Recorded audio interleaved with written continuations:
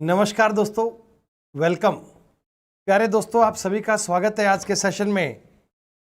नमस्कार दोस्तों, प्यारे दोस्तों, मैं सुमित गोयल आप सभी का आज के इस बेहतरीन सेशन में हार्दिक अभिनंदन स्वागत करता हूं।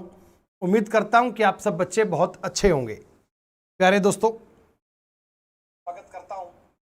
आवाज़ एकदम ठीक आ रही है बेटा? आप तक भी मेरी आवाज़ ठीक से आ रही होगी, सब ऑडियो वीडियो फाइन चल रहा होगा। एक बार कंफर्म कर दीजिए अगर आप प्रॉपर वे में मुझे सुन पा रहे हैं। दोस्तों, आज मैथ्स का, गणित का बच्चों एक बहुत ही शानदार सा अल्टीमेट सा पेपर आपके लिए हम लेकर आए हैं। सीजीएल के एग्जाम में दोस्तों आप लोग जानते हैं केवल 20 दिन का समय बाकी है। 1 दिसंबर 2022 से सीजीएल के आपके एग्जाम शुरू हो जाएंगे और बेटा आप इन एग्जाम में बहुत अल्टीमेट तरीके में अपनी मैथ्स को परफॉर्म कर पाएं, इसके लिए बेटा मैं आपके लिए डेली रीजनिंग और मैथ्स के कॉन्टिन्यूस सेशन आपको अब प्रोवाइड करवा रहा हूं। मैथ्स का सेशन बच्चों आपको यूट्यूब पर मिलेगा, जिनमें हम 25 क्वेश्चन जो अभी रिसेंट के एग्जाम्स हुए हैं एसएससी के, उनमें अर्थमेटिक एडवांस डीआई जो भी पोर्शन आया है वो पूरा कवर करेंगे। और बेटा रीजनिंग के लिए आप हमारी स्पेशल क्लास को पढ़ सकते हैं अनअकैडमी प्लेटफॉर्म पर। रोज सुबह 8 से लेकर 9 बजे आपको रीजनिंग की एक स्पेशल क्लास मिलेगी, यानी एक प्रैक्टिस सेशन मिलेगा। तो बेटा कंटिन्यू बेस पर रीजनिंग और मैथ्स की कंप्लीट प्रैक्टिस करने के लिए आप इन दोनों सेशन को लाइव ज्वाइन कर सकते हैं, दोनों सेशन को पढ़ सकते हैं। कल बेटा तारीख है 10 नवंबर सुबह 8 बजे रीजनिंग का एक और अल्टीमेट पेपर आपको बेटा अनअकैडमी प्लेटफॉर्म पे करवाया जाएगा। और आज इस समय बेटा हम मैथ्स का पेपर करने वाले हैं। मैथ्स के इन 25 क्वेश्चंस को आप सब लोग बड़ी ईमानदारी से, बड़ी शिद्दत से सॉल्व करने का प्रयास कीजिएगा। तो आइए बच्चों, बहुत टाइम लिए बिना आपके सामने आज का पेपर शुरू करते हैं। और आज के पेपर का सवाल नंबर 1 आप सबके सामने आपकी स्क्रीन पर है। दोस्तों, ये एक मिक्स पेपर होगा, इसमें अर्थमेटिक भी होगी, इसमें एडवांस भी होगा, इसमें डीआई भी होगी। पूरा पोर्शन बेटा आपको कंप्लीट करवाया जाएगा। आप सब लोग हर एक सवाल को बड़ी ईमानदारी से, बड़े खुद से करने का प्रयास कीजिए। और मैं ये पूरी उम्मीद करता हूं कि आने वाले सीजीएल के पेपर में आपको इस प्रकार के सेम क्वेश्चन एग्जाम में देखने को मिलेंगे और आप उनको इस क्लास के बेस पे अच्छे से कर पाएंगे। पहला सवाल बच्चों आपके सामने बहुत ही आसान। By selling a fridge at rupees 18,200, Anu loss 15%। एक फ्रिज को 18,200 रुपए में बेचने पर अनु को 15% का लॉस हुआ, तो इस फ्रिज का कॉस्ट प्राइस क्रय मूल्य ज्ञात करना है। देखो बेटा, सवाल के आगे एक बात लिखी हुई है कि केवल पूर्णांक भाग पर विचार करें, यानी इस सवाल का उत्तर जो है वो पॉइंट्स में आएगा। आपको पॉइंट में उत्तर नहीं देने, आपको केवल इंटीजर में आंसर देना है। इसका मतलब है कैलकुलेशन आपको सवाल में देखनी पड़ेगी। प्यारे बच्चों, 15% की अगर मैं फ्रैक्शन वैल्यू की बात करता हूं तो फ्रैक्शन वैल्यू में बनता है 3/20। आप जानते हैं 5% का मतलब होता है 1/20, तो 15% का मतलब होगा 3/20। यानी दोस्तों 20 रुपए की आपने कोई चीज खरीदी तो आपको 3 रुपए का लॉस हुआ। अगर दोस्तों मैं सीपी और एसपी का रेशो निकालूं तो आप ये कहेंगे कि 20 रुपए का आर्टिकल खरीदकर हमने उसको 17 रुपए का बेच दिया। 20 रुपए का आर्टिकल खरीदकर हमने उसको 17 रुपए का बेच दिया। ये हमारे सीपी और एसपी का रेशो रहा। सवाल में आपको विक्रय मूल्य दिया हुआ है, सवाल में आपको विक्रय मूल्य दिया हुआ है दोस्तों 18,200 रुपए। 18,200 रुपए ये विक्रय मूल्य की वैल्यू है, यानी 17 की वैल्यू है और आपको 20 की वैल्यू ज्ञात करनी है। आपको सवाल में कॉस्ट प्राइस ज्ञात करना है। कैलकुलेशन का स्टेप बेटा आपको लेना ही पड़ेगा, गुणा भाग आपको ठीक प्रकार से करने ही पड़ेंगे। आपने किया, अगर गुणा करूंगा 364,000 डिवाइड बाई 17, तो ऐसा मेंटली फटाफट से गुणा करने की कोशिश करना है।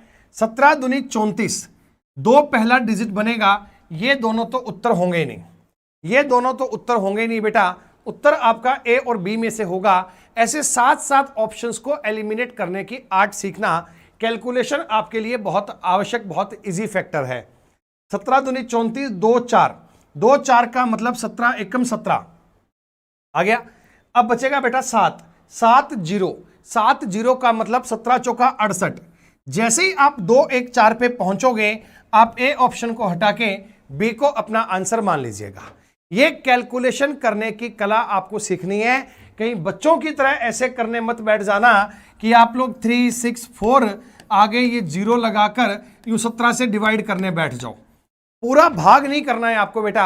आप ये समझना 17 दूनी 34, 2 बार जाएगा, 2 ऑप्शन आउट हो गए। बात समझ में आ रही है?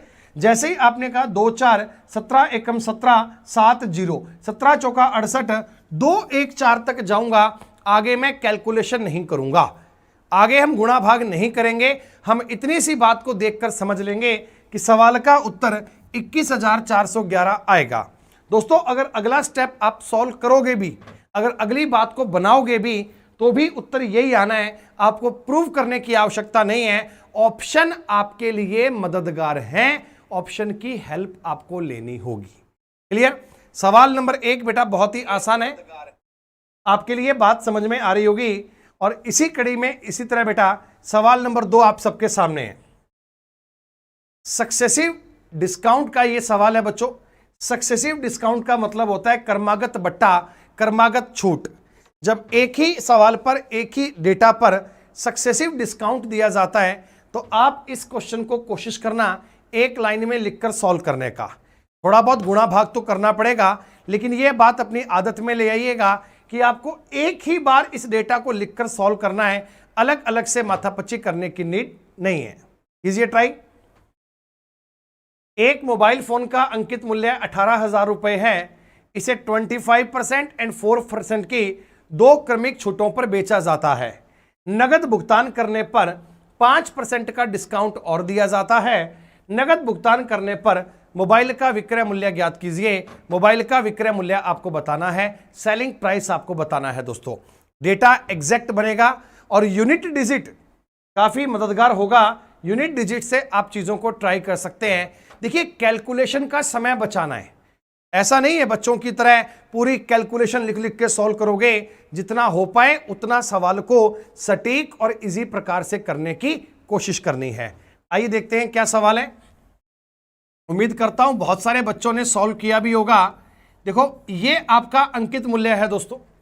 पहला डिस्काउंट आपने दिया 25% का।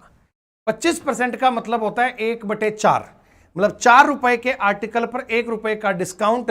तो यकीनन ये आर्टिकल 3/4 का बिकेगा। देखिए, आप पहले इसे 75/100 लिखते, बाद में आप इसे 3 4 4 25 से काटते। तो सिंपल काम करो ना बेटा, 25% के डिस्काउंट का मतलब है 1/4 का डिस्काउंट, तो 3/4 का बेचोगे। अगला डिस्काउंट है 4% का। 4% की फ्रैक्शन वैल्यू होती है 1/25, मतलब कि 25 रुपए के आर्टिकल पर 1 रुपए का डिस्काउंट, तो इसे बेचा जाएगा 24/25 का।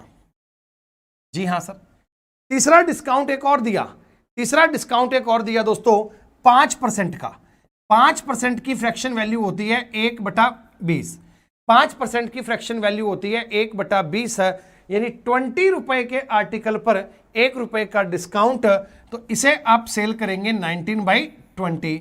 19/20 रुपए का बेचा जाएगा। ये दोस्तों आपने कंप्लीट डेटा को वेरीफाई कर दिया। अब कैलकुलेशन देखो कितनी तेज तरीके में कर सकते हैं अपन।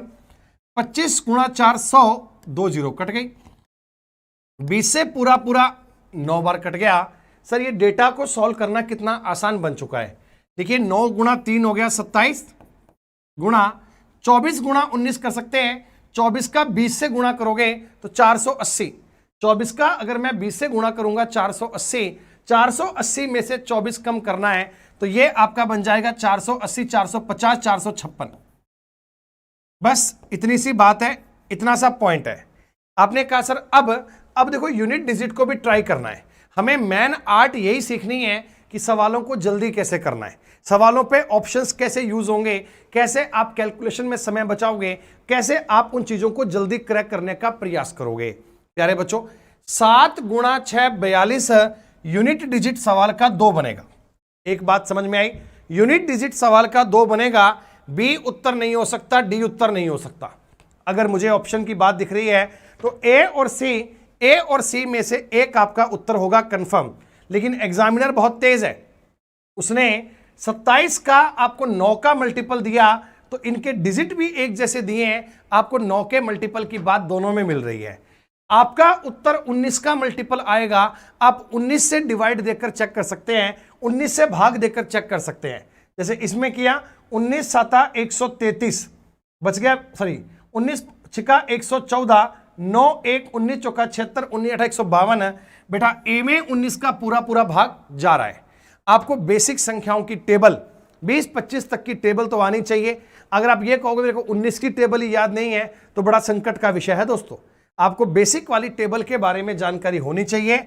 और अगर कोई इनका मल्टीप्लाई करे बेटा, तो एक लाइन में आपको मल्टीप्लाई करने का ये तरीका ये भी समझ में आना चाहिए, सीधा डायरेक्ट इनका मल्टीप्लाई करना। 42 का मतलब 4, 39 और 12 51, इसका मतलब 5। देखो इसको देखते भी आंसर आ गया। 28 5 33, 33 और 10 43 का मतलब 4, 8 और 4 12, तो 12,312 रुपए ए आपके प्रश्न का उत्तर आ गया दोस्तों। ए आपके सवाल का उत्तर आ गया। आपको नॉर्मल सी कॉमन सेंस की बातों को देखकर अपने सवाल का उत्तर ट्राई करना है। 24 में आपको 8 दिख रहा है, आप 8 का मल्टीपल देखोगे। 8 के मल्टीपल का क्या नियम होता है कि आखिरी 3 अंकों में 8 का भाग जाना चाहिए। तो 312 में तो 8 का भाग जा रहा है, लेकिन इसमें नहीं जा रहा, तो उत्तर सवाल का क्या बन गया? ए। कैलकुलेशन जितना आप समय बचाओगे उतना पेपर में सपोर्ट मिलेगी। कंसेप्ट तो बच्चों को आते ही हैं, लेकिन साथ साथ में कैलकुलेशन आना जरूरी है। सवाल नंबर 3 दोस्तों, तीसरा क्वेश्चन बहुत ही शानदार है। बोट एंड स्ट्रीम टॉपिक से लिया गया सवाल है ये। बोट एंड स्ट्रीम, हिंदी में इसे बोलते हैं नाव और धारा। नाव और धारा का ये सवाल दोस्तों, सब लोग फटाफट से ट्राई कर दीजिए। हर एक बार ना आपको ये बात याद रखनी है कि ऑप्शन आपकी मदद के लिए हैं। ऑप्शन से आपको चीजें वेरीफाई करनी है। ऑप्शन तुम्हारे लिए बहुत काम की चीज है, कहीं भी उसमें गलती मत कर दीजिएगा। शांत जल में मोटर बोट की चाल 15 किलोमीटर पर आवर है। बेटा शांत जल में जो चाल होती है इसको अपन x से डिनोट करते हैं। x से डिनोट करेंगे तो ये x जो है सवाल में ये 15 किलोमीटर पर आवर गिवन है। ये जानकारी आपको साफ साफ दी गई है, इसमें तो कोई चिंता की बात ही नहीं है। ओके, नाव 4 घंटे 30 मिनट में धारा की दिशा में 30 किलोमीटर जाती है, वापस आती है। धारा की चाल क्या है? धारा की चाल बेटा y के बारे में मेरे को नहीं पता, लेकिन सुनिएगा, डिस्टेंस अपने को पता है बेटा। मैं 30 किलोमीटर गया और 30 किलोमीटर वापस आया। 30 किलोमीटर जाने में वापस आने में टोटल जो टाइम लगा वो 4.5 घंटे का लगा, वो 4.5 घंटे का लगा।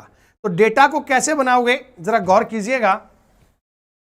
मैं 30 किलोमीटर गया, जब डाउनस्ट्रीम का मतलब धारा के प्रवाह की दिशा, धारा के प्रवाह की दिशा में जाऊंगा तो आपकी स्पीड काम करेगी 15 + y। जब वापस आऊंगा तो स्पीड काम करेगी 15 - y। दोस्तों ये बात ध्यान रखना, अगर आप धारा की दिशा में जाते हैं तो डाउनस्ट्रीम की चाल होती है x + y। अगर आप धारा के विपरीत जाते हैं तो अपस्ट्रीम की चाल होती है x - y। मैं 30 किलोमीटर गया। देखिए जब आप नदी की दिशा में जाएंगे वापस आएंगे तो यकीनन एक तरफ डाउनस्ट्रीम होगा, एक तरफ अपस्ट्रीम होगा। तो आप x प्लस मतलब 15 + y की स्पीड से गए, 15 - y से वापस आए। जाने और आने में टोटल टाइम लगा 4.5 घंटे का, जिसे बोल सकते हैं 9/2। एक इक्वेशन ले आए। अब क्या सर क्वाड्रिक इक्वेशन बनाए? देखिए अगर मैं इनका एलसीएम लूंगा तो 15x + 15 - y ऊपर कटेगा, गुणा भाग करना पड़ेगा। खूब मतलब हमारे लिए हेडक वाली बात है, खूब इन बातों पे माथापच्ची करनी पड़ेगी, खूब इन बातों पे संघर्ष करना पड़ेगा। लेकिन आप ऐसा काम कभी मत करना। क्वाड्रिक इक्वेशन के चक्कर में पड़ने की बजाय आप यहां पे कोशिश करना हिट एंड ट्रायल।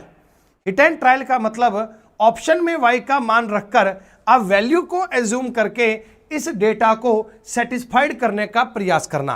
पेपर में भी यही काम करना है, वैल्यू को सेटिस्फाइड करने का प्रयास करना है।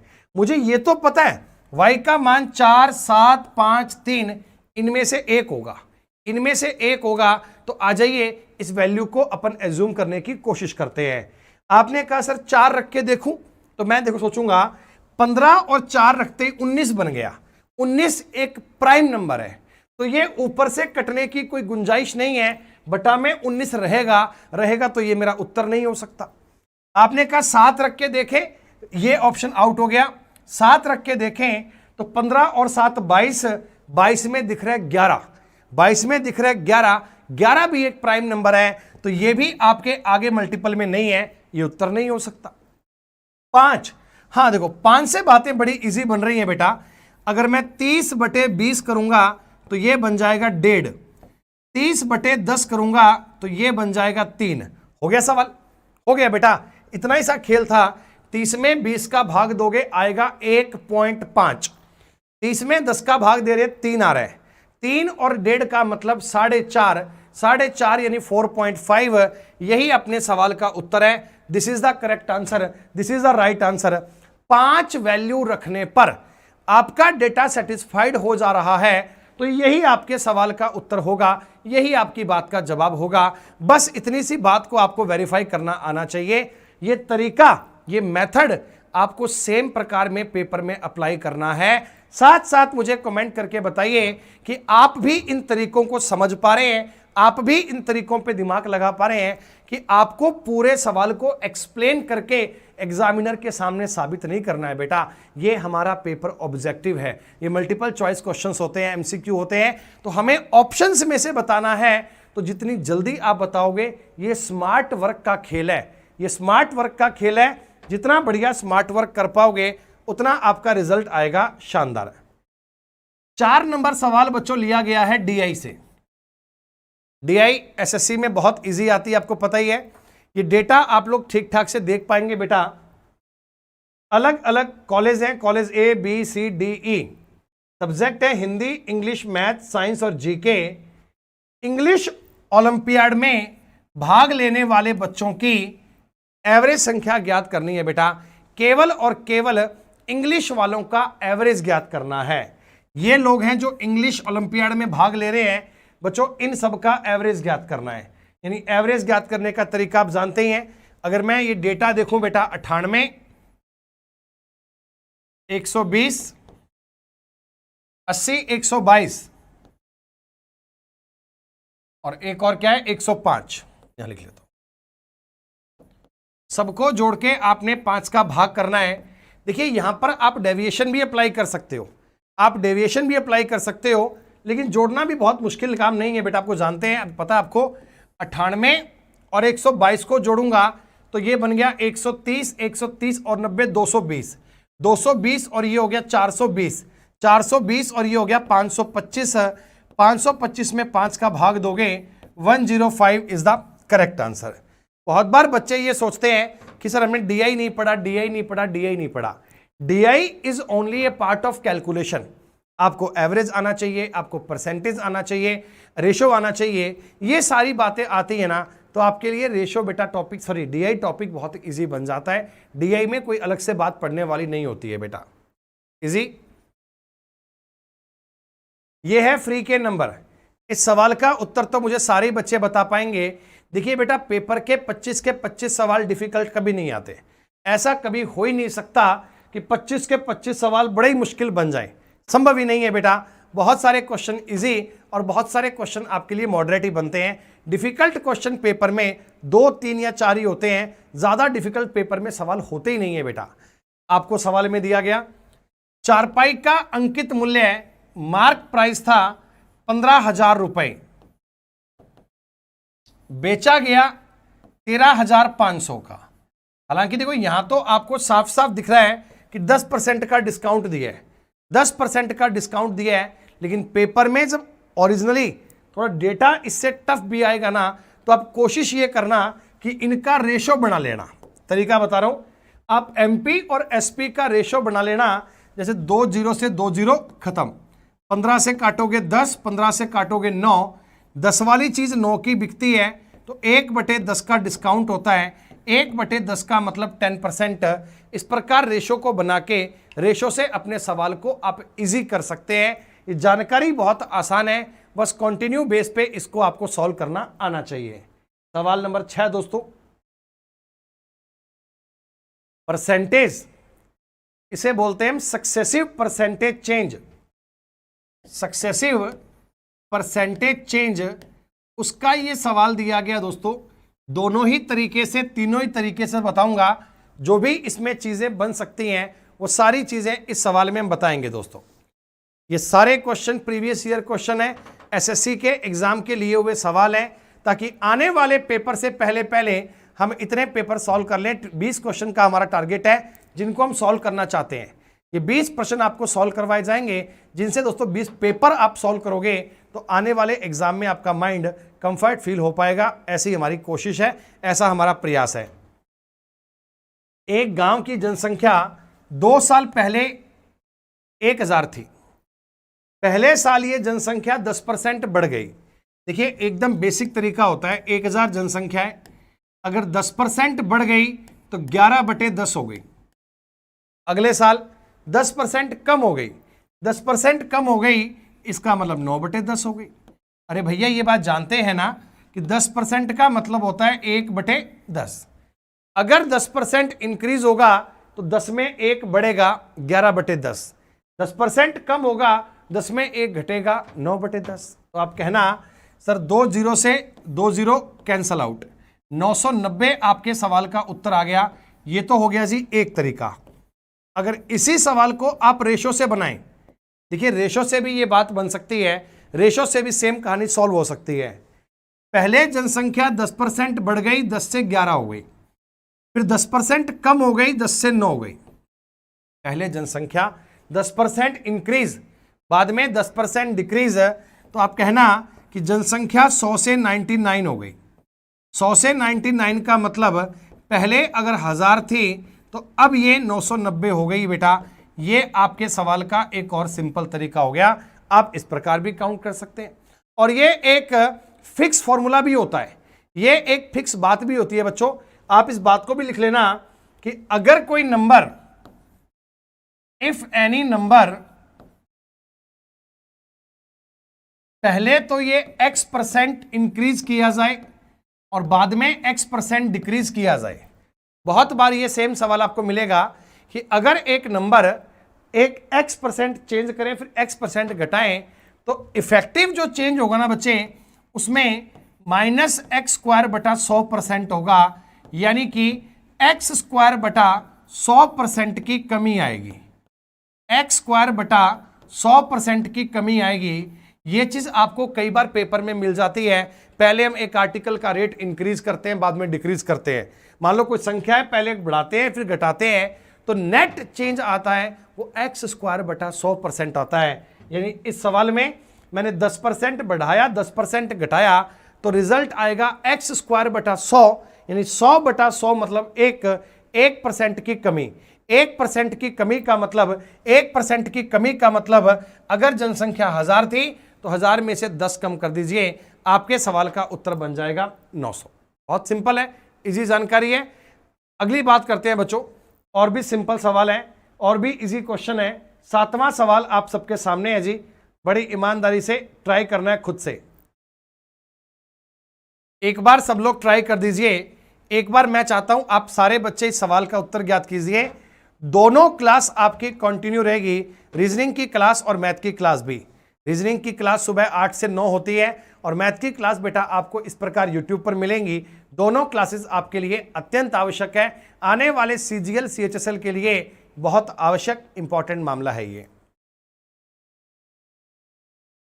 x बराबर 5t, y बराबर 1/3t प्लस 1, x बराबर 3y, तो t का मान ज्ञात करना है। t का मान ज्ञात कर दीजिए बच्चों, फटाफट से बता दीजिए t का मान क्या आना चाहिए। बहुत आसान है ये। x बराबर आपको दिया हुआ है 5t, 15-15 सेकंड के सवाल है ये।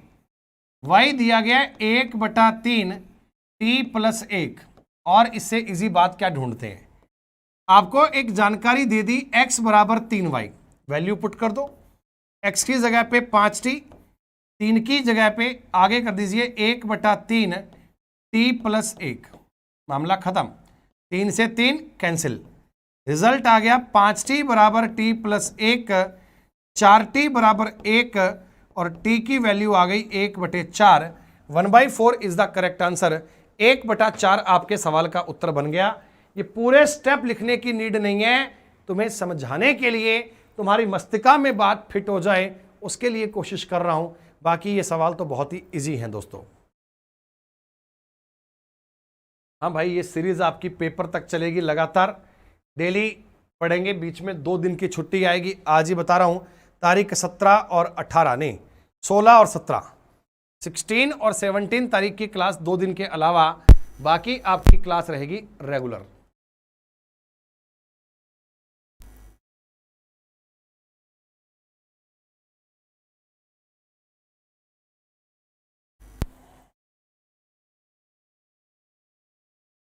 (732xy) 732xy एक संख्या है जो 70 से विभाज्य है। x + y का न्यूनतम मान ज्ञात करना है, कम से कम न्यूनतम वैल्यू ज्ञात करनी है बेटा। ये मिनिमम वर्ड को भूल मत जाइए, ये मिनिमम वर्ड दिया है न्यूनतम मान, तो न्यूनतम मान ही ज्ञात करना है, इस बात पे जरूर ध्यान दीजिएगा। कर दीजिए ट्राई। 732x और y है, चूंकि ये 7 से 70 से डिविजिबल है, 70 से विभाज्य है, इसका मतलब बेटा y के स्थान पर तो 0 आएगा, y के स्थान पर तो 0 बनेगा। y should be always always always 0, क्योंकि लास्ट में 0 है तो 0 से कट पाएगा। y पर तो आपने चिंता ही नहीं करनी, y का मान तो 0 आपने पुट कर दिया। अब x क्या बनाए, देखिए x के लिए आप डिवाइड करके भी चेक कर सकते हो। ये बात हमें 7 से डिवाइड करनी है। 7 एकम 7, 3, 0 लगाओगे 2 आएगा, 7 चौका 28, 4। अब x की जगह पे क्या आ सकता है, 2 पॉसिबिलिटीज है। देखिए यहां पर 42 करेंगे या 49 करेंगे, या तो 49 करूंगा तो भी कटेगा, अगर 42 करूंगा तो भी कटेगा। यानी x की 2 वैल्यूज आ सकती हैं, या तो 2 और या 9। x के 2 मान आ सकते हैं, या तो 2 और या 9, लेकिन आपको न्यूनतम मान लेना है बेटा, तो आप x की जगह 2 रखिएगा। देखिए 2 रखूंगा तो 7 6 का 42, पूरा पूरा मामला कट गया। इसका मतलब आपके सामने x की वैल्यू आ गई 2, y की वैल्यू आ गई 0। x + y को जोड़कर 2 का भाग करना है, आपके सवाल का उत्तर बनेगा दोस्तों 1। 1 इज द करेक्ट आंसर। इसे बोलते हैं रूल्स ऑफ डिविजिबिलिटी, भाजकता के नियम। भाजकता के नियम को इस प्रकार आपने ट्राई करना है, भाजकता के नियम का आंसर आपने इस प्रकार देना है दोस्तों। अगला सवाल है अलजेब्रा का एक बहुत ही फेमस क्वेश्चन। दोस्तों ये अलजेब्रा का एक बहुत ही विश्व विख्यात सवाल है, जो आपको बीजगणित का सवाल पेपर में कई बार मिल जाएगा। आप प्रीवियस ईयर को उठा उठा के देखिएगा, बहुत सारी शिफ्ट में, बहुत सारे पेपरों में आपको ये सेम सवाल दिख जाएगा। स्क्वायर और क्यूब वाला सवाल है बेटा, पावर 5 पे खेल तो काम आता ही आता है ना। ये डेटा भी आप याद कर लेना, ये डेटा अगली बार पेपर में मिले तो डायरेक्ट टिक करके आना बेटा।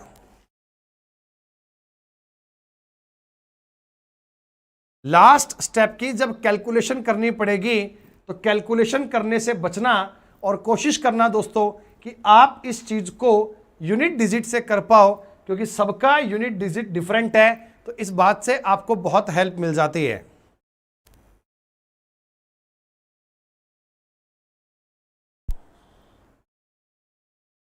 यूनिट डिजिट से इन बातों के बारे में बहुत सारा आइडिया हमें लग जाता है। यूनिट डिजिट से इन बातों के बारे में बहुत सारा अनुमान हमें हो जाता है दोस्तों।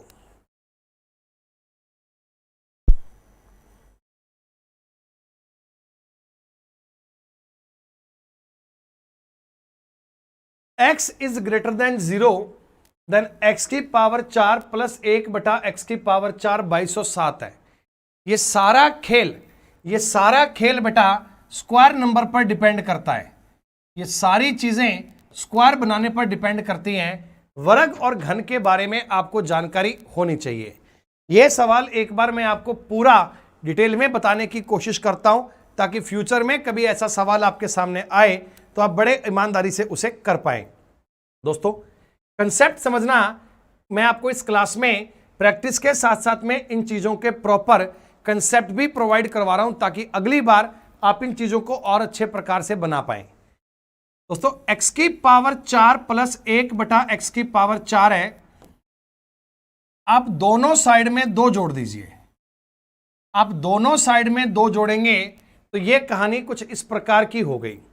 ये ऐसा हमने क्यों किया? मैं यहां पर एक्चुअल में एक स्क्वायर बनाना चाह रहा हूं। इधर स्क्वायर बनेगा तो उससे मैं स्क्वायर की वैल्यू ज्ञात कर पाऊंगा। देखिए, यह जानकारी बन चुकी है एक्स स्क्वायर प्लस 1 बटा एक्स स्क्वायर का होल स्क्वायर। यह बन चुका है 2209। प्यारे दोस्तों, इसका देखो स्क्वायर करूंगा 4, 1 बटा एक्स की 4, 2ab आपस में कट जाएंगे तो 2 यानी एकदम सही बात है, एकदम फैक्ट जानकारी है। इससे बच्चों आपने स्क्वायर को हटाया, स्क्वायर को हटाओगे तो इस नंबर का आपको रूट करना पड़ेगा और यह जानकर आप बड़े अच्छे से समझ पाएंगे कि this is a square of 47। 50 में से 3 कम है, 3 कम है, 2209 एकदम सही। ये 47 का स्क्वायर है। दोस्तों, अगली बार मैं चाहता हूं x प्लस 1 बटा x करना। वही काम है, दोनों तरफ 2 ऐड करूंगा तो यहां 49 बन जाएगा और 49 का मतलब ये बन जाएगा 7। ये 3 चीजें आपको समझनी है कि x की पावर 4 प्लस 1 बटा x की पावर 4 हो तो आपको ये 2209 दिया है ना, तो यहां 47 और यहां 7 बनेगा। ये स्टेप बाय स्टेप जानकारियां बनती हैं, ये स्टेप बाय स्टेप चीजें बनती है ताकि आप इनको फ्यूचर में क्रिएट कर पाएं। अब दोस्तों, अगर कभी x प्लस 1 बटा x का मतलब 7 है तो आपको यह भी आना चाहिए कि x क्यूब प्लस 1 बटा x क्यूब बनेगा, यह बनेगा 7 का क्यूब माइनस 3 गुणा 7। ये क्या फॉर्मूला है सर? ये फॉर्मूला भी आप लिख सकते हैं कि अगर x प्लस 1 बटा x की वैल्यू a है तो x क्यूब प्लस 1 बटा x क्यूब की जो वैल्यू बनती है वो a क्यूब माइनस 3a बनती है। a क्यूब माइनस 3a बनती है। ये भी अलजेब्रा का एक फिक्स कंसेप्ट है। ये हालांकि फॉर्मूले से जनरेट हुआ है पर वो फॉर्मूले को आपने यहां अप्लाई नहीं करना, डायरेक्ट ये बात आपको अप्लाई करनी है। तो 343 में से घटाओगे 322 आपके सवाल का उत्तर बन गया। ये क्या बना है? मैंने पावर 2 का और पावर 3 का मान ज्ञात कर लिया। पावर 2 का और पावर 3 का मान ज्ञात कर लिया। क्यों? क्योंकि 5 ज्ञात करने के लिए आपको पावर 2 और पावर 3 का आपस में मल्टीप्लाई करना पड़ता है। इसी से पावर 5 बन पाती है, इसी से पावर 5 बन पाती है। देखिए, अगर मैं इन दोनों का मल्टीप्लाई करूंगा तो यह बनेगा x की पावर 5 प्लस x प्लस 1 बटा x। ये जानकारी बनती है। अगर मुझे ये चाहिए, अगर मुझे इसका मान चाहिए तो इन दोनों का मल्टीप्लाई करके x प्लस 1 बटा x माइनस कर दीजिए, आपके सवाल का खात्मा हो चुका है। इस चीज की वैल्यू 47 है, इस चीज की वैल्यू 322 है और माइनस आपको करना पड़ेगा 7। दोस्तों, बस इतना सा काम कर दीजिएगा। सर ये कैलकुलेशन बहुत बड़ी हो गई? नहीं, बिल्कुल भी बड़ी कैलकुलेशन नहीं है। ये चीजें आपको मेंटली सॉल्व होनी चाहिए। 7 का 2 से गुणा करूंगा तो लास्ट में बनेगा 4। 4 में से 7 घटाऊंगा, 14 में से 7 गए तो लास्ट में आएगा 7। लास्ट में 7 केवल एक ही ऑप्शन में है, लास्ट में 7 केवल एक ही ऑप्शन में है। तो यही आपके सवाल का उत्तर है। ये जो डेटा मैंने सवाल में सॉल्व किया है ना, देखो इस बात को एक बार आप समझ लो कि अगर कभी x प्लस 1 बटा x की वैल्यू 7 आए, एक्स स्क्वायर प्लस 1 बटा एक्स स्क्वायर की वैल्यू आएगी दोस्तों 47। x की पावर 3 प्लस 1 बटा x की पावर 3, इसकी वैल्यू आएगी 322। x की पावर 4 प्लस 1 बटा x की पावर 4, इसकी वैल्यू बनेगी 2209। ये सारी वैल्यू ऐसे ना आप लिखना घर बैठ के, ज्यादा नहीं। ऐसा नहीं है कि आप मतलब 50 तक की वैल्यू पे जा रहे हो। अगर ये 2 के बराबर हो तो ये मान क्या क्या बनते हैं? 3 के बराबर हो तो मान क्या क्या बनते हैं, 4 के बराबर हो तो क्या क्या बनते हैं। ऐसे बच्चों ना आप x प्लस 1/x अगर 9 आ जाए तो इन वैल्यू को ऐसे जनरेट करना, इन वैल्यू को जनरेट करना बेटा। जब इन वैल्यू को बनाओगे तो आपको ये सारी चीजें तुरंत ऐसे समझ में आ जाएंगी, फिर आप माइंड में इन बातों को ऐसे क्रिएट करने की कोशिश कर पाओगे। जितना आपने इन तरीकों को समझा उतना पेपर में बढ़िया प्रकार से परफॉर्म कर पाओगे। ये सवाल केवल और केवल 15 सेकंड से ऊपर का सवाल नहीं था। ये सारे काम पेपर में नहीं करने होते, ये आपके घर पे किए हुए होने चाहिए। पेपर में तो डायरेक्ट ये बात समझो, यूनिट डिजिट आएगा 4 में 7 गए 7, ए आपके सवाल का उत्तर बन गया। बच्चों बताइए ये सवाल आपके लिए क्लियर हुआ, ये सवाल समझ में आया?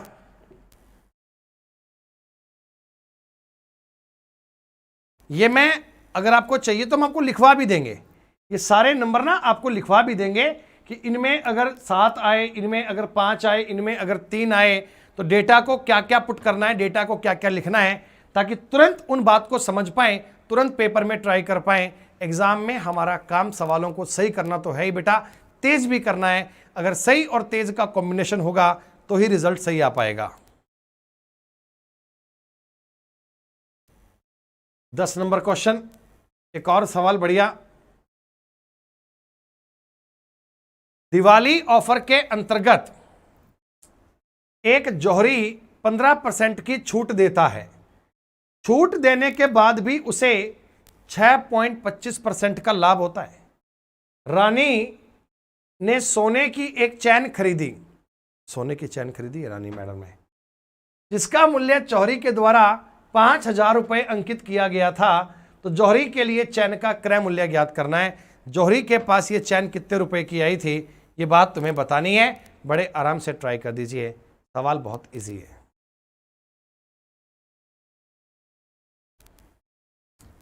प्रॉफिट एंड लॉस का एक फिक्स फॉर्मूला है बेटा। इस सवाल को करने के लिए प्रॉफिट एंड लॉस का एक फिक्स कंसेप्ट है जो पेपर में भर भर के यूज आता है, मतलब बेहतरीन प्रकार से यूज आता है। 1-2 बार नहीं, सैकड़ों बार आपको इसके सवाल देखने को मिल जाएंगे। डायरेक्ट पेपर में आने वाला फॉर्मूला है ये। दोस्तों आपने कभी पढ़ा होगा CP/MP का ratio, this will be 100 - D upon 100 + P। Cost price क्रय मूल्य है, MP मतलब अंकित मूल्य का रेशो बनेगा, वो 100 - D अपॉन 100 + P बनेगा इन केस ऑफ प्रॉफिट। अगर लॉस की सिचुएशन हो तो यहां पे 100 - L कर दीजिएगा, बाकी कोई परिवर्तन नहीं होगा। तो मैंने बताया दोस्तों, जौहरी ने अंकित किया था 5,000 रुपये, CP तो मुझे ज्ञात करना है, MP अपने को सवाल में गिवन है 5,000 रुपये। 100 - D यानी डिस्काउंट काटेंगे 15% का तो बनेगा 85। 100 + P तो ये बन गया 106.25। दोस्तों ये एक स्टेप की है कैलकुलेशन, CP ज्ञात करना है, आइए कर लेते हैं। 85/106.25 गुणा 5,000 और गुणा में 100 भी कर दीजिए, कोई बात नहीं। काटने की कोशिश करें, पहले 25 से काट लें। 25 चौका 100, 6 0, 25 दूनी 50 और 125 5, 4025 बार ये कट गया, 4025 बार ये कट गया। 4025 बार ये नंबर बेटा डिवाइड हो जाएगा। बड़ी सिंपल सी बात है। जैसे ही आपने नंबर को देखा, आपके बारे में आइडिया आ गया कि नंबर में क्या कर दिया मैंने, 25 चौका 100, ठीक है। अरे यार 25 चौका 100 ना, इसे काट दीजिए 200 और ये काट दिया 25 6 फिर 2, ठीक है। सारी जानकारी को आपने काट के सॉल्व कर दिया। देखो बेटा कैलकुलेशन में एक ही स्टेप है, एक जीरो हमने बीच में लगा दिया फालतू बिना मतलब का ही। अरे यार 4,000 से तो 25,000 1 लाख के पार निकल जाएगा, 1 लाख के पार निकल जाएगा। 17 × 5 = 85, 17 दूनी 34 और 17 × 5 = 85। लो बेटा सारा मामला कट पिट गया, सारा मामला कट पिट गया। काटते ही आपके सवाल का उत्तर आ गया 4,000। 4,000 rupees is the correct answer. 4,000 रुपए आपके सवाल का उत्तर बन गया। कैलकुलेशन में लास्ट वाले स्टेप में एक साथ किया करो, ऐसा नहीं है कि कुछ गुणा भाग यहां कर लिए कुछ यहां कर लिए, सारा मल्टीप्लाई, सारा प्रोडक्ट, सारा डिवीजन लास्ट में करते हैं, उससे कई सारे नंबर कट जाते हैं, कई सारी बातें बन जाती हैं। तो ये जो एक फॉर्मूला है ना बेटा, इसको आप लिख लेना, CP अपॉन MP is equal to 100 minus D upon 100 plus P, क्रय मूल्य बटा अंकित मूल्य 100 माइनस बट्टा बटे 100 प्लस लाभ, लाभ के सिचुएशन में, हानि के सिचुएशन में यहां 100 माइनस L कर दीजिएगा, बाकी कोई फर्क नहीं आएगा। दोस्तों 1 मिनट का समय मुझे दीजिएगा, मैं आपको हमारे आने वाले बैचेज और फीचर के बारे में बताना चाहूंगा। आगे 15 सवाल और बाकी हैं, उन सबको पूरा करेंगे। बेटा कॉम्पीट हमारा एक अनअकैडमी का एक शानदार फीचर है, जिसमें आप लाइव बैटल कर सकते हैं 1 to 1 बेटा, आपस में अपने लर्नर के बीच में अपनी रैंक इंप्रूव कर सकते हैं। बहुत अल्टीमेट क्लासिक फीचर है, इसका यूज सारे बच्चे किया करें। अनअकैडमी पर ये ऑप्शन अवेलेबल है, आप लोग सर्च कर सकते हैं अनअकैडमी कॉम्पीट नाम से, और बहुत ही रोचक प्रकार से आप अपनी पढ़ाई कर सकते हैं। दोस्तों आस्क ए डाउट फीचर आपके लिए प्लेटफॉर्म पे अवेलेबल है।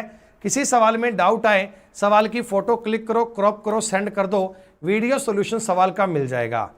प्यारे बच्चों नए बैचेस आपके लिए अनअकैडमी प्लेटफॉर्म पे 10 नवंबर से स्टार्ट हो रहे हैं। प्यारे बच्चों बताना चाहूंगा 3 नवंबर से रीजनिंग का हमारा नया बैच प्लेटफॉर्म पे स्टार्ट हुआ है। क्लास का टाइम है सुबह 10 बजे। आप इस बैच को डेली बेसिस पर ज्वाइन कर सकते हैं। और बच्चों मैथ्स का मेरा नया बैच अनअकैडमी पर स्टार्ट हुआ है 7 नवंबर से, जिसकी टाइमिंग है दोपहर 12 बजे। तो ये दोनों क्लासेस बेटा आप लोग आने वाले एग्जाम के लिए बेहतर प्रकार में ज्वाइन कर सकते हैं। दोनों ही पूरा फाउंडेशन कोर्स का मामला देख पाएंगे। प्यारे बच्चों ऑल इंडिया रैंकर बैच आ रहा है CGL के एग्जाम के लिए, इसके साथ साथ लक्ष्य बैच है CHSL के लिए, एम GD कांस्टेबल का एक बैच होगा, ये कंप्लीट बैच ऑन GS है। एक सब्सक्रिप्शन में आपको सारे बैच मिल जाएंगे। MTS का बैच है, और बच्चों ये सारे बैच आपको मिलते हैं एक सब्सक्रिप्शन में। तो अनअकैडमी प्लस पर सब्सक्राइब करने के लिए आप सुमित गोयल सर कोड का यूज करें, और आज ही अनअकैडमी प्लेटफॉर्म पर अपनी बेहतरीन पढ़ाई को स्टार्ट कीजिएगा। एक और सवाल बच्चे आपके सामने आ चुका है, 11 नंबर क्वेश्चन। एवरेज के बारे में जानते हैं बच्चे, औसत। डेविएशन का कंसेप्ट लगाइएगा बच्चों। कैलकुलेशन आपको बड़ी नहीं करनी है, आपको सवाल जल्दी करना है, आपको सवाल बढ़िया करना है। तो आप कोशिश करना कि आप डेविएशन का कंसेप्ट ही अप्लाई कीजिएगा।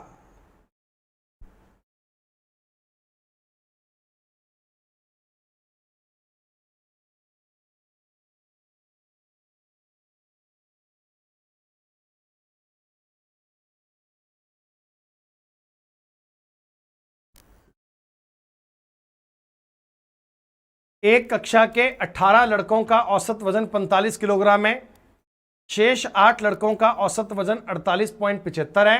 तो सारे लड़कों का मिलाकर एवरेज ज्ञात करना है, 2 स्थान तक ज्ञात करना है। बच्चे ये बोला है कि आपको पूर्णांक के 2 स्थान तक ज्ञात करना है बेटा, डेसिमल के 2 प्लेस तक जाना है।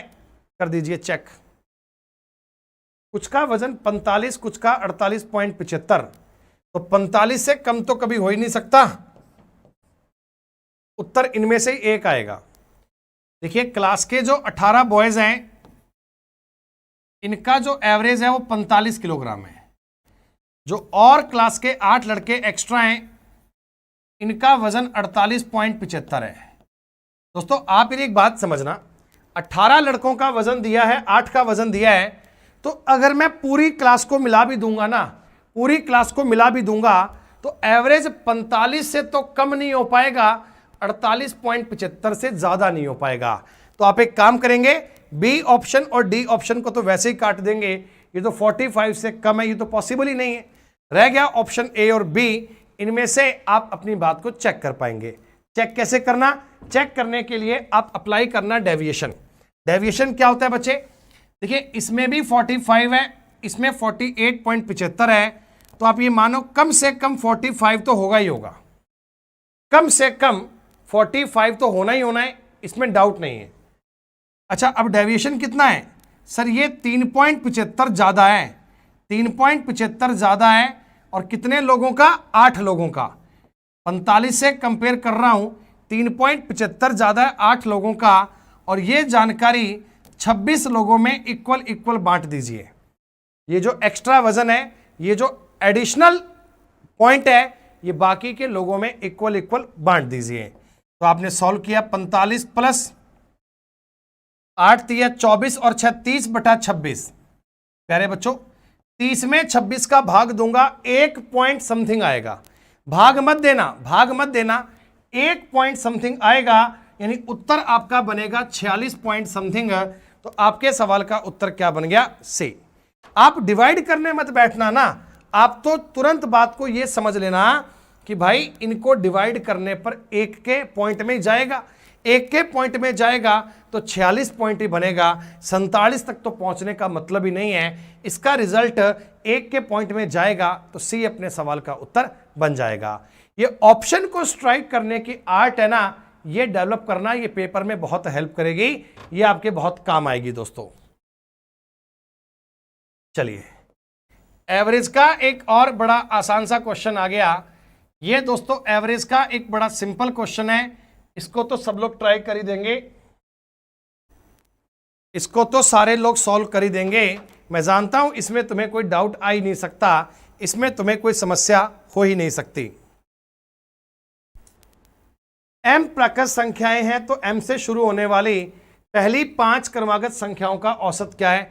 कॉन्टिन्यू नंबर है बेटा, कॉन्टिन्यू नंबर है, इनका एवरेज चाहिए। और नंबर भी सारे नेचुरल हैं, नंबर भी सारे प्राकृतिक संख्याएं हैं, तो फिर तो चिंता की बात ही नहीं है, m+2 आंसर बन जाएगा। कैसे? अरे भैया, पहला नंबर m है, अगला नंबर m+1 आएगा, इससे अगला नंबर m+2 आएगा, इससे अगला नंबर m+3 आएगा, इससे अगला नंबर m+4 आएगा। यही 5 नंबर आएंगे। और अगर मैं इनका एवरेज निकालता हूं तो ये एकदम बीच वाली संख्या आती है। 5 लगातार संख्याएं हैं जो एपी में है। एपी होता है अरिथमेटिक प्रोग्रेशन, अंकगणितीय श्रेणी। अगर मैं इनका एवरेज निकालूंगा तो एकदम बीच की संख्या, एकदम मिड का नंबर आएगा। अगर आप प्रूव करना चाहते हैं तो ये भी कर सकते हैं कि आप अगर घर पे ट्राई करें तो इन सबको जोड़ के आप 5 का भाग दे लेना बच्चों। देखिए 5 बार तो m बनेगा, प्लस 1 2 3 3 6 और 4 10, 5 का भाग दोगे, देखो रिजल्ट काट पीट के वही आना है। पर ये सब करने की प्रोसेस आपको छोड़ देनी है। अगर लगातार 5 संख्याएं हैं, एपी में हैं, तो एवरेज उनका बीच की संख्या ही आता है। तो m+1 m+2 m+3 m+4 का एवरेज जो आएगा वो m+2 आएगा। डायरेक्ट ये बात आपको स्ट्राइक करनी है। इजी। चलिए आगे बढ़ते हैं। 13 नंबर सवाल, topic name time and work, या इसे चैन रूल भी कह सकते हैं, चैन रूल। 5 व्यक्ति 5 दिन में 5 मेज बना लेते हैं तो 25 व्यक्ति 25 मेज बनाने में कितने दिन लेंगे? 25 व्यक्ति 25 मेज बनाने में कितने दिन लेंगे? ये नॉर्मल सा क्वेश्चन है, इसको बच्चे खेला करते हैं। बच्चे पूछते हैं कि 5 आदमी 5 मेज 5 दिन में बनाते हैं तो 25 आदमी 25 मेज कितने दिन में बनाएंगे? लोग कहते हैं 25 है, 5 5 5 था, मतलब 25 25 25, जबकि नहीं, सवाल का उत्तर आएगा 5। क्यों आएगा? ये MDH का फॉर्मूला है, M1D1H1 अपॉन W1 बराबर होता है दोस्तों M2D2H2 बटा W2। सवाल में आवर्स का नाम नहीं लिया गया तो हम आवर्स को इंप्लीमेंट भी नहीं करेंगे, हम मैन, डेज और वर्क को ही देखकर अपना सवाल सॉल्व करेंगे। 5 व्यक्ति, M1 की वैल्यू 5 है, 5 दिन तक काम करते हैं और 5 मेज बनाते हैं। वर्क, मेज कितने बनाए वो वर्क है। तो अब दोस्तों 25 आदमी काम करेंगे, कितने दिन तक काम करेंगे कि 25 मेज बन जाए? ये मैंने अपनी बात को टेक्निकल तरीके में आपको समझाया है। तो आपने कहा सर ये 5 से 5 कैंसिल, 25 से 25 कैंसिल, D2 की वैल्यू आ गई 5, यानी 5 दिन में, 5 डेज में ये 25 मेजों को बना डालेंगे। 5 दिन में ये 25 मेज आपके सामने बन जाएंगे। पेपर में सीजीएल के पेपर में भी क्वेश्चन इसी प्रकार के पूछे जाते हैं बच्चों। ऐसा नहीं है कि 25 के 25 सवाल तुम्हारे लिए बहुत ज्यादा हाई क्लास लेवल के आ जाएंगे। 25 में से 15 से ज्यादा क्वेश्चंस का लेवल इसी प्रकार का रहता है। एग्जामिनर को पता है तुम्हारे पास पेपर में टाइम कितना है, कितने समय की बात है, तो उसी के हिसाब से आपको उत्तर देंगे। और ये दोस्तों आ गया बहुत ही प्यारा सब्जेक्ट जिसका नाम है त्रिकोणमिति। त्रिकोणमिति से इस सवाल को ट्राई कर दीजिए।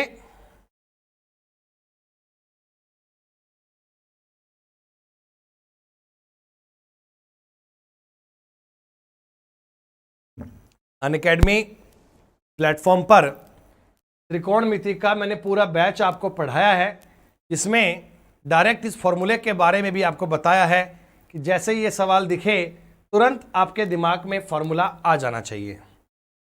कैसा फॉर्मूला लगाओगे?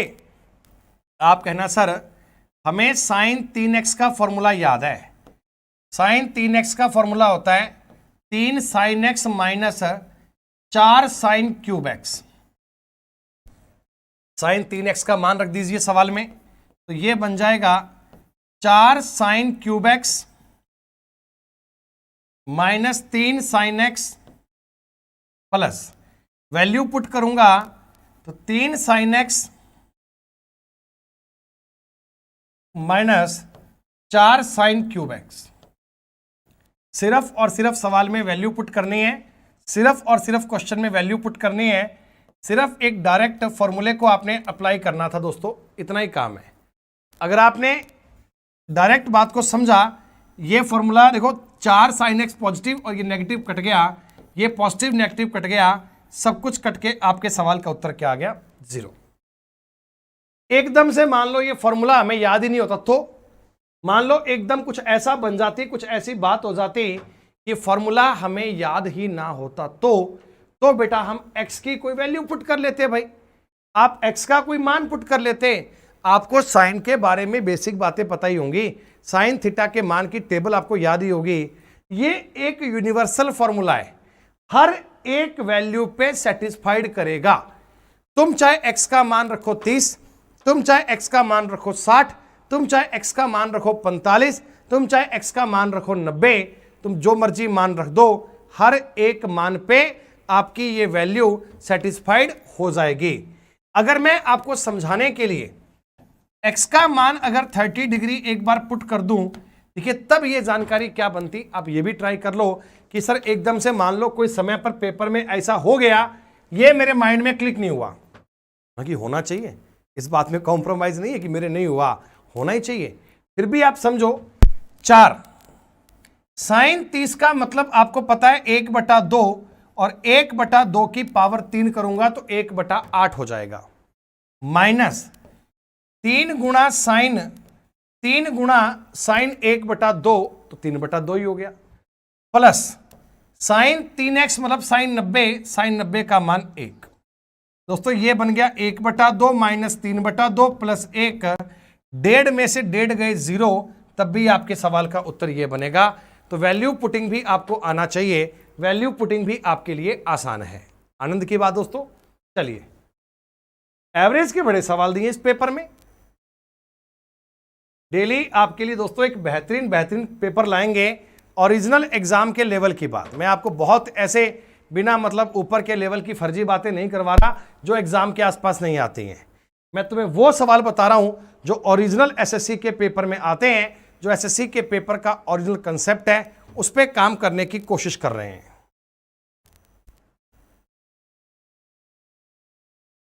4 सदस्यों के एक परिवार का एवरेज वेट आपको दिया हुआ है। दादा और दादी इनसे मिलने आते हैं तो परिवार के 6 लोगों का औसत वेट इतना हो जाता है, तो दादा और दादी का औसत वजन ज्ञात करना है। आपने कहा सर परिवार के 4 मेंबर हैं, इस परिवार के 4 मेंबर हैं, 4 मेंबर का एवरेज वेट है 45 kg। जब इनमें 2 लोग और आ गए, इनके दादा दादी 2 लोग और आ गए, तो एवरेज वेट हो गया 48 kg। तो आपको यह बताना है कि दादा दादी का एवरेज वेट कितना है, इसे ट्राई करना है। बच्चों वाले काम मत करना कि 45 का 4 से गुणा करो, 48 का 6 से गुणा करो, उनका डिफरेंस लो, उनका एवरेज लो, ऐसा नहीं करना होता। देखो बेटा, आप यूं समझा करो कि दादा दादी का जो वेट है वो 45 किलो तो है ही, 45 तो है ही, प्लस डेविएशन कितना आया है, 3 किलो वेट बढ़ गया। ये 3 किलो सबका बढ़ा है, ये 3 किलो सबका बढ़ा है, 6 लोगों का बढ़ा है। क्यों? क्योंकि 2 लोग नए आए थे, क्योंकि ये 2 लोग इतना वजन फालतू लेकर आए थे, ये 2 लोग इतना वजन फालतू लेकर आए थे, इसलिए। तो 45 प्लस 9 54 केजी आपके सवाल का डायरेक्ट सॉल्यूशन आ गया। और यही तरीका तुम्हें पेपर में अप्लाई करना है। कैलकुलेशन नहीं करनी है कि 45 का 4 गुणा किया 180 हो गया, 48 का आपने 6 गुणा किया, फिर उनका डिफरेंस लिया 108, 108 का आधा किया 54। वो काम करने की बजाय, देखो वो आसान लगता है आपको, लेकिन जब कई बार डेटा बहुत मुश्किल आ जाता है ना, जब पॉइंट की जानकारियां आ जाती है ना, तब फिर आपके लिए डेविएशन ही सब चीजों का हल बनकर आता है। तब आपको चीजें डेविएशन से करना आसान लगता है। यह सवाल क्यों दे दिया? 10 सेंटीमीटर की एक जीवा वृत्त के केंद्र से होकर गुजरती है, तो वृत्त का व्यास क्या है? वृत्त का व्यास क्या दोस्तों? एक जीवा है जो वृत्त के केंद्र से गुजरती है। दोस्तों, अगर कोई जीवा वृत्त के केंद्र से गुजरती है तो यही वृत्त का व्यास होता है, यही वृत्त का डायमीटर होता है। तो जीवा की जो लंबाई है, क्या वही आपके डायमीटर की लंबाई आएगी? अरे जीवा का मतलब कॉर्ड, जो कॉर्ड वृत्त के सेंटर से गुजर जाए उसी को अपन डायमीटर कहते हैं, उसी को व्यास कहते हैं।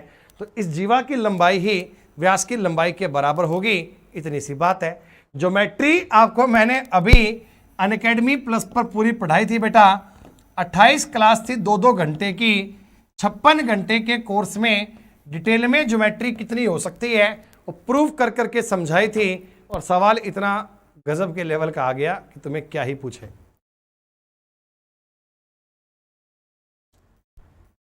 एग्जामिनर तुमसे डायरेक्ट फॉर्मूले चेक करवाना चाहता है, एग्जामिनर तुमसे डायरेक्ट फॉर्मूले चेक करवाना चाहता है। इस सवाल को देखकर आपके मन में क्लिक हो गया होगा कि सर डायरेक्ट साफ साफ एक फॉर्मूला पूछ रहा है, उस फॉर्मूले को टिक करके बताना है आंसर क्या बनेगा। डायरेक्ट बेटा एक फॉर्मूले की बात है, डायरेक्ट एक फॉर्मूले का लॉजिक है, और डायरेक्ट आपने वो फॉर्मूला स्ट्राइक करके बताना है उत्तर क्या बनना चाहिए।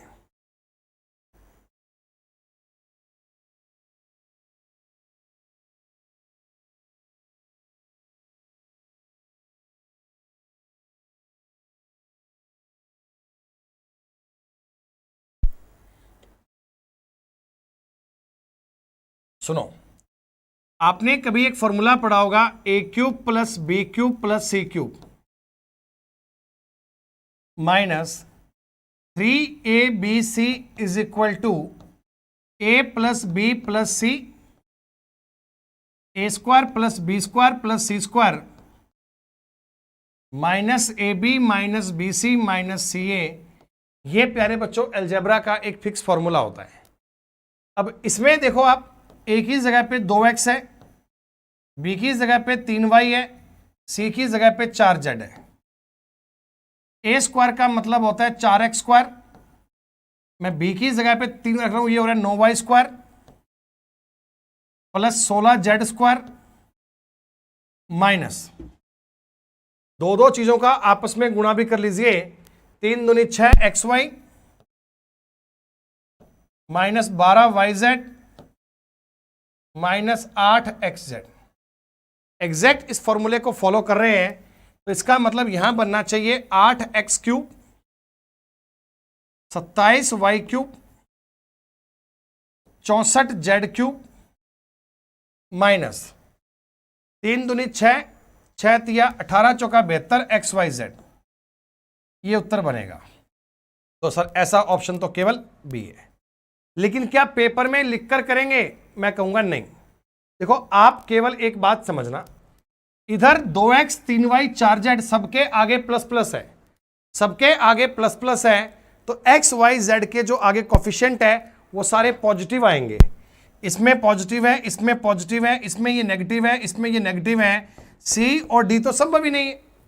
और -3 ABC होता है, -3 ABC होता है, तो यहां पर प्लस नहीं आ सकता, इसलिए आपके 3 ऑप्शन आउट हो गए, उत्तर बी आ गया। अगर आपको फॉर्मूला याद है, डायरेक्ट अप्लाई करने की आर्ट सीखनी है, डायरेक्ट सवाल को अप्लाई करना है। जल्दी बताइएगा 18 नंबर क्वेश्चन का क्या सॉल्यूशन बनेगा, 18 नंबर सवाल का क्या उत्तर बनेगा।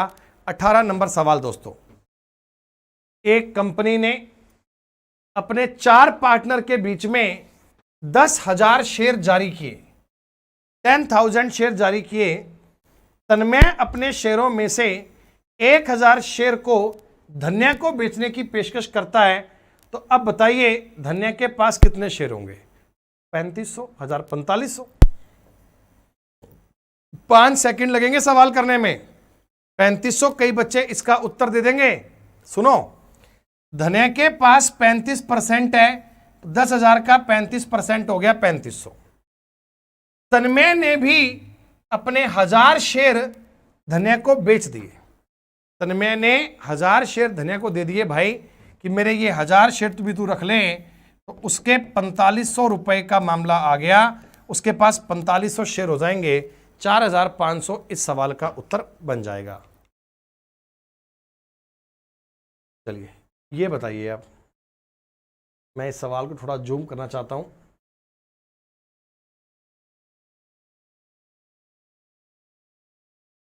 मेरे हिसाब से डेटा को आप ठीक से देख पाएंगे।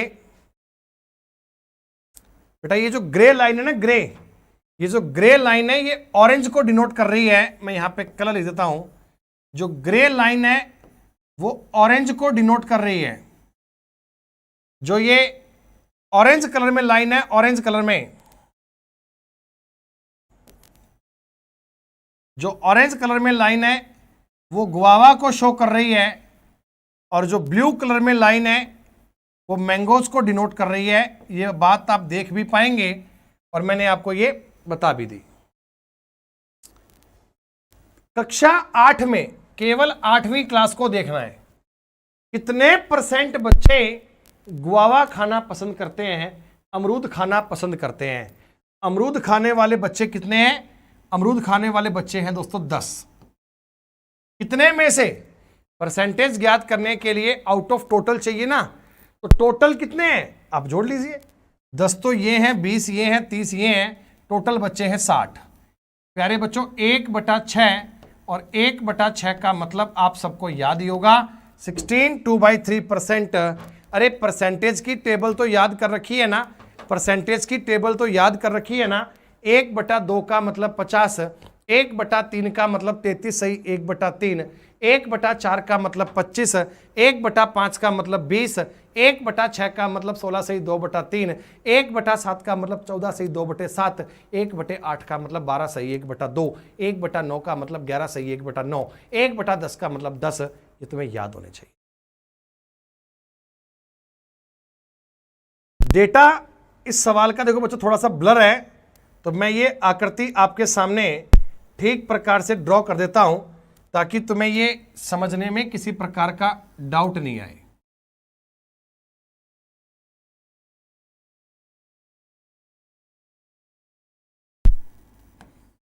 ये बच्चों एक ABCD है, क्वाड्रिलेटरल।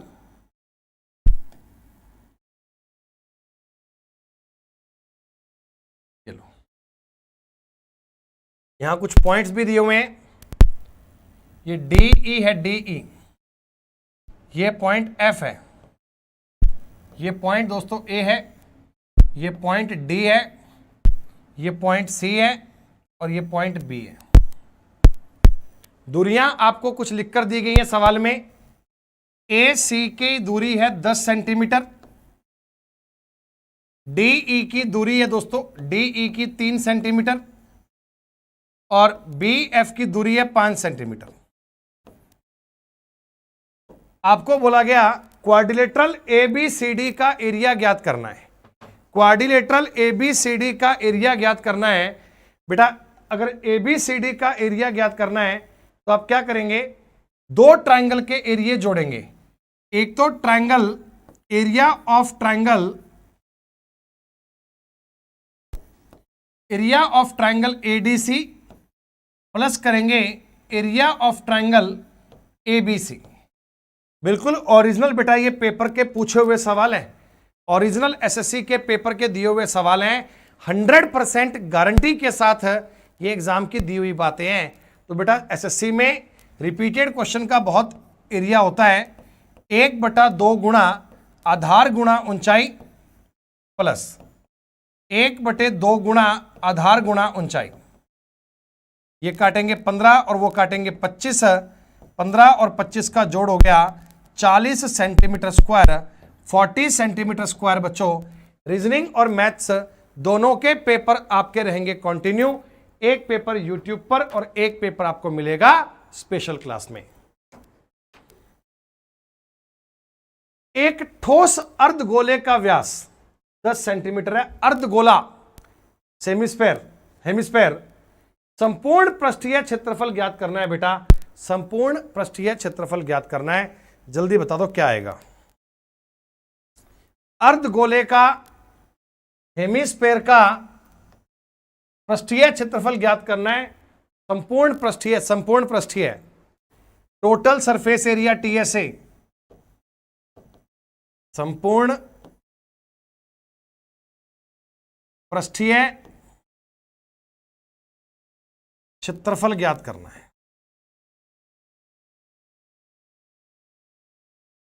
क्या बनेगा 3 पाई आर स्क्वायर, पूरे एक गोले का होता है 4 पाई आर स्क्वायर, आधा कर दिया 2 पाई आर स्क्वायर, ऊपर का एरिया सरफेस नया बन गया उसका पाई आर स्क्वायर। तो पाई का मान 3.14 लेना है, ये सवाल में साफ साफ बोला है, पाई का मतलब 3.14 लेना है।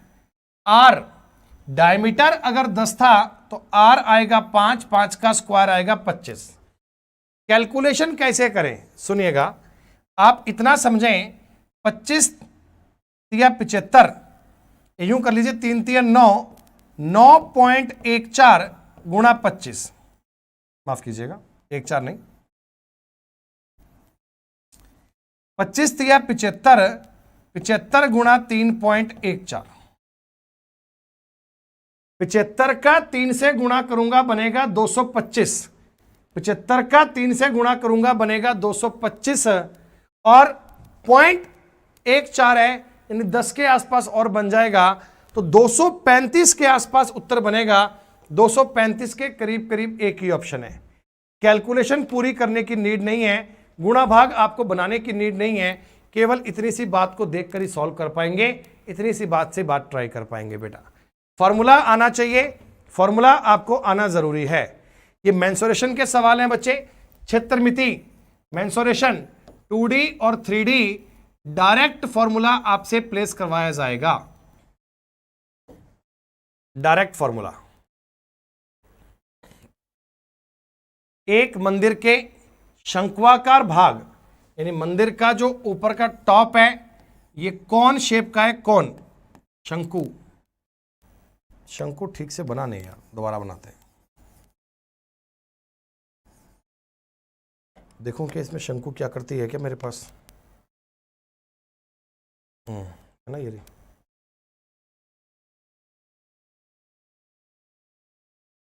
ऐसा है ना, बढ़िया फीचर। एक शंकु है दोस्तों, एक शंकु की तिर्यक ऊंचाई, ये जो ऊंचाई होती है इसे कहते हैं तिर्यक ऊंचाई, ये आपको दी गई है 25, आधार की त्रिज्या है 7, ये त्रिज्या है 7, ये 24 होगा, वैसे इसका यूज नहीं है, 24 होगा वैसे ही है, राइट एंगल ट्रायंगल है, 24 25 का पता होना चाहिए। इसमें पेंट करवाने की अनुमानित लागत इतनी है, तो वक्र पृष्ठ कवर्ड एरिया, बेटा कवर्ड एरिया का CSA कवर्ड सरफेस एरिया ज्ञात करने का फॉर्मूला जानते हैं, ज्ञात करने का जानते हैं, this is pi R L. Pi का मतलब 22/7, आर का मतलब है बेटा 7 और एल का मतलब है 25। 7 से 7 कट गया, 550 आ गया। अगर मैं इससे कवर्ड एरिया ज्ञात करता तो ये आएगा 550 मीटर स्क्वायर। एक 1 मीटर स्क्वायर की कीमत 7 रुपए है, तो टोटल आपका एक्सपेंस कितना रहेगा, टोटल आपका खर्चा कितना रहेगा, 550 का 7 से गुणा कर दीजिए, 3850 आपके सवाल का उत्तर बनेगा। 3850 will be correct answer. Easy बात। चलिए आगे बच्चों एक और सवाल की बात कर लेते हैं। रेशो एंड प्रोपोर्शन टॉपिक आपका चल रहा है आजकल 12 बजे वाली क्लास में। रेशो एंड प्रोपोर्शन की बात ही हम कर रहे हैं, उसी का ये सवाल है। फटाफट से ट्राई कर दीजिए, सब बच्चों का उत्तर ठीक से आना चाहिए।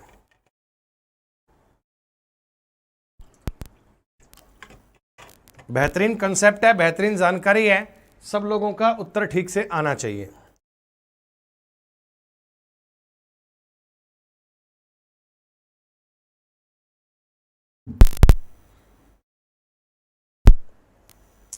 हो सकता है भाई, ऑप्शन एलिमिनेट भी कर सकते हैं, कोई दिक्कत नहीं है। ए और बी दो संख्याएं हैं, ए का 10%, बी का 8% का योग। ए के 10% और बी के 8% का योग है, ये बराबर है ए के 12% और बी के 16% के योग के 3/5, बी का 16%, इनका 3/5 के बराबर है। उठापटक मचाओ, 5 इधर ले आओ। देखो परसेंटेज तो सब में कॉमन लेके काट दो बेटा, परसेंटेज तो ये सब में कॉमन लेके कट जाएगा। तो आप कहना 50A + 40B, 36A + 48B। ए इधर ले आओगे 14A बराबर 8B।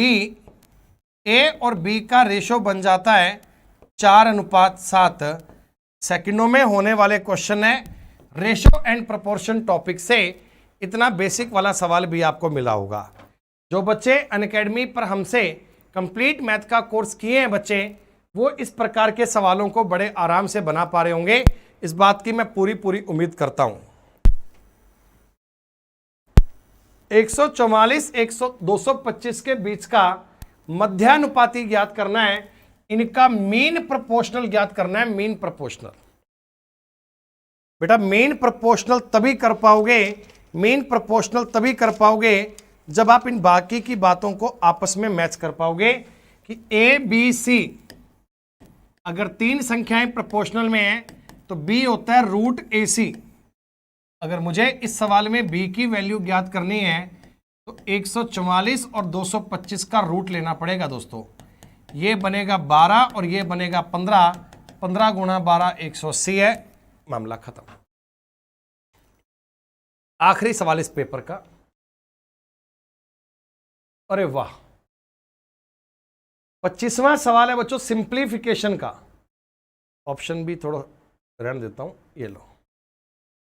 सिंप्लीफिकेशन सरलीकरण की जानकारी है, इसे हम बोलते हैं सिंप्लीफिकेशन।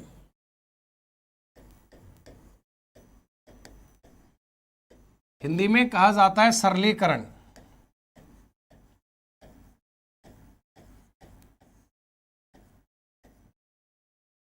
कर देना ट्राई फटाफट से।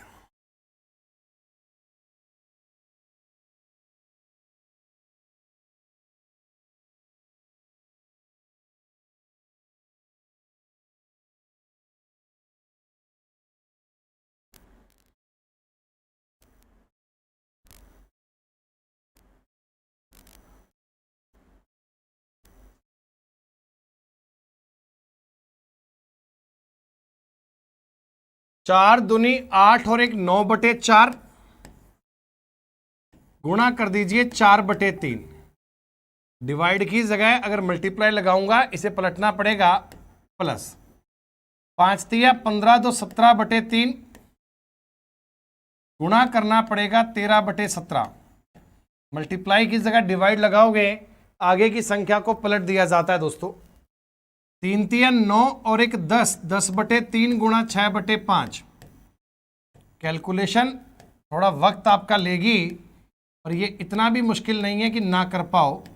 17.98/6.2 प्लस 1.25/0.5। अब ये चीजें बनाने में थोड़ा वक्त आपको देना पड़ेगा, पर दोस्तों सवाल होने वाला है, कोई दिक्कत नहीं है। 4 से 4 कट गया, 9 से 3 कट गया, इसका पॉइंट आ गया 3। 17 कट गया, ये आ गया 13/3। 4 सही 1/3। 4 तिया 12, 1 13, 13/3 ऐसे लिख दीजिए। ये 6 और 3 2 बार कट गया, ये 5 से 10 2 बार कट गया, ये माइनस का 4 बनेगा। दोस्तों ये माइनस का 4 बनेगा, तो ये माइनस का 4 लिख दीजिए प्लस। इनमें कुछ कटने की संभावना, एक पॉइंट उड़ा दीजिए। 31 से काटेंगे 2 बार, 31 से काटोगे 31 5 155, 248, 31 8 148। 58 को काटेंगे 29/10, यानी कि 2.9 मान लीजिए, 2.9। 29/10 का मतलब 2.9। फ्रैक्शन को सॉल्व कर दिया। ये पॉइंट उड़ाएंगे, एक पॉइंट उड़ाएंगे 0। 50 से कटेगा 2.5 बार, 50 से कटेगा 2.5 बार। दोस्तों ये आपके सारी जानकारी को अपन ने सॉल्व कर लिया। अब देखिएगा, जो कुछ बातें कट पा रही हैं उन्हें काटो, सॉल्व करो बेटा। 4 से 4 तो कैंसिल हो गया। प्लस में क्या क्या बन रहा है? प्लस का बन रहा है दोस्तों 2.9 और 2.4, यानी कि 4.4, सॉरी 5.4 और 3 8.4, 8.4 और ये हो गया 0.33। आपके सवाल का उत्तर आ गया जी 8.7 के करीब। ऐसा केवल एक ही ऑप्शन है, उसे आपने टिक कर दिया। ये दोस्तों हमारा आज का पेपर हुआ कंप्लीट। उम्मीद करता हूं कि आपने जो मैथ के 25 क्वेश्चन देखे, ये एकदम एग्जैक्ट लेवल पे आप लोग ट्राई कर पाए होंगे। बहुत शानदार तरीके में, बहुत अल्टीमेट तरीके में आप इन चीज़ों को परफॉर्म भी कर पाए होंगे। दोस्तों उम्मीद करता हूं कि आपने सेशन को बढ़िया से एंजॉय किया होगा। तो आज इतना ही बेटा, बाकी बातें करेंगे कल की क्लास में। सेशन को आप लाइक और शेयर अवश्य कर दीजिएगा। धन्यवाद। जय हिंद, जय भारत।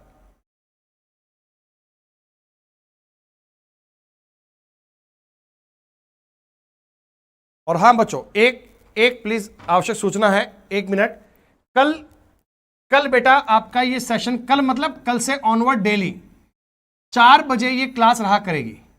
वाईटी की क्लास बेटा आपकी यूट्यूब की क्लास है, इसी चैनल पर अनअकैडमी इंद्रधनुष पर रोज अपनी क्लास 4 बजे रहा करेगी। आप 4 बजे का रिमाइंडर सेट कर लीजिएगा, 4 बजे का रिमाइंडर सेट कर लीजिएगा। 4 बजे ये क्लास आपकी रहा करेगी डेली।